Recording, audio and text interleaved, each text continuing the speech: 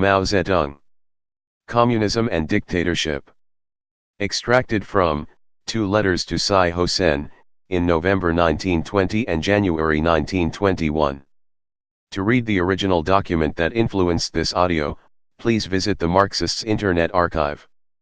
In his lecture at Changsha, Russell took a position in favor of communism but against the dictatorship of the workers and peasants. He said that one should employ the method of education to change the consciousness of the propertied classes, and that in this way it would not be necessary to limit freedom or to have recourse to war and bloody revolution. My objections to Russell's viewpoint can be stated in a few words. This is all very well as a theory, but it is unfeasible in practice. Education requires money, people, and instruments. In today's world, money is entirely in the hands of the capitalists. Those who have charge of education are all either capitalists or wives of capitalists. In today's world, the schools and the press, the two most important instruments of education, are entirely under capitalist control.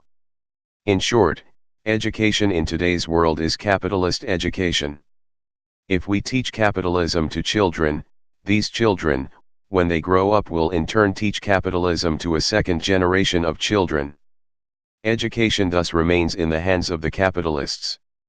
Then the capitalists have parliaments to pass laws protecting the capitalists and handicapping the proletariat. They have governments to apply these laws and to enforce the advantages and the prohibitions that they contain. They have armies and police to defend the well-being of the capitalists and to repress the demands of the proletariat. They have banks to serve as repositories in the circulation of their wealth. They have factories, which are the instruments by which they monopolize the production of goods. Thus, if the communists do not seize political power, they will not be able to find any refuge in this world. How, under such circumstances, could they take charge of education? Thus, the capitalists will continue to control education and to praise their capitalism to the skies, so that the number of coverts to the proletariat's communist propaganda will diminish from day to day.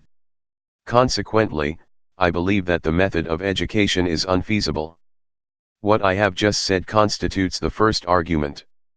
The second argument is that, based on the principle of mental habits and on my observation of human history, I am of the opinion that one absolutely cannot expect the capitalists to become converted to communism.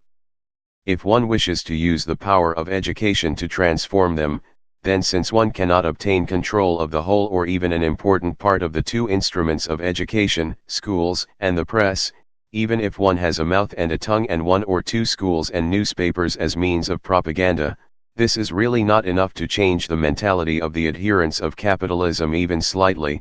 How then can one hope that the latter will repent and turn toward the good? So much from a psychological standpoint.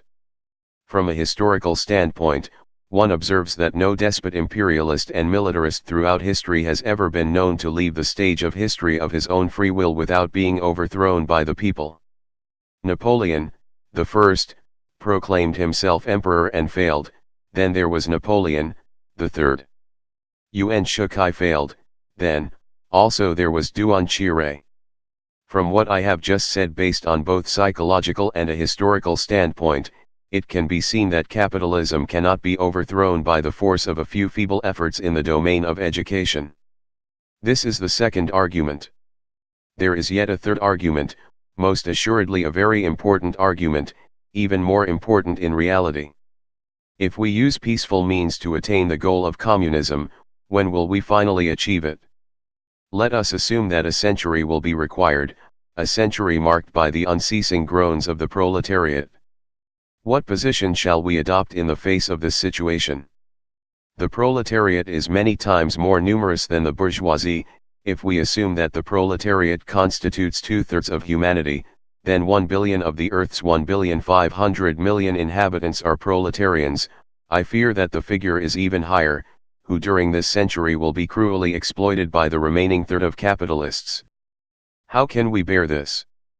Furthermore, since the proletariat has already become conscious of the fact that it too should possess wealth, and of the fact that its sufferings are unnecessary, the proletarians are discontented, and a demand for communism has arisen and has already become a fact. This fact confronts us, we cannot make it disappear. When we become conscious of it, we wish to act.